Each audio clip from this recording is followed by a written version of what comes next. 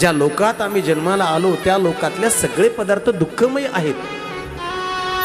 जी लोकीचा चंद्र क्षयरोगी जेत उदय होय असता लागी. इतर जन्माला येणारा सूर्य सुद्धा सकाळी उदय होतो तो संध्याकाळी अस्ताला जाण्यासाठीच उदयाला येतो.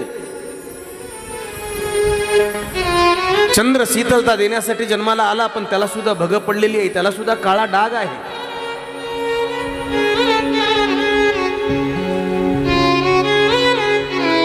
एक वाक्य सांगू.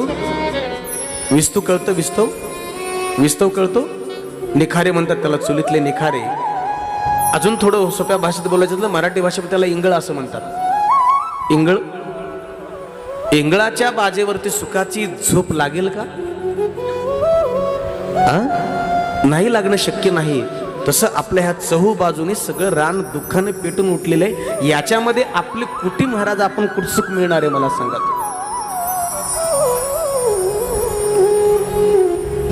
मग सुख शोधायचं असेल तर जो सुखरूप आहे त्याच्याकडे जावे लागेल.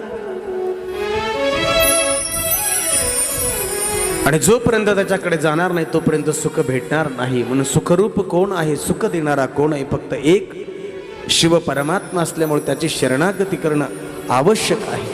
तेने विना जीवा सुख नोहे, सुख नोहे. तेने विना जीवा सुख नोहे.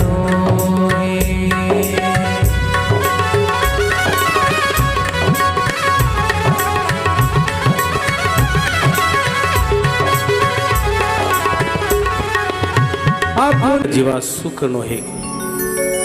जोपर्यंत मनुष्य बिंदू आहे तोपर्यंत दुःखी आहे. एकदा का बिंदू सिंधू झाला की सुखाला कमतरता नाही. बिंदूने सिंधूचं रूप धारण केलं पाहिजे, व्यापक झालं पाहिजे. आणि व्यापक होणं याचाच नाव आहे मुक्ती. भेदभाव जोपर्यंत अंतःकरणात आहे, जोपर्यंत ईर्ष्या आहे, जोपर्यंत मनामध्ये भेद आहे, जोपर्यंत एखाद्याबद्दल अंतःकरणामध्ये कपट आहे, छल आहे, तोपर्यंत तुम्हाला जगात कोणीच सुखी करू शकत नाही. शिव म्हणजे काय आहे? शिवतत्व व्यापक आहे आकाशासारखं. सगळ्या जगामध्ये सर्व समान रूपाने सगळ्याच्या हृदय कमलामध्ये व्यापून आहे. त्याचं नाव आहे शिव.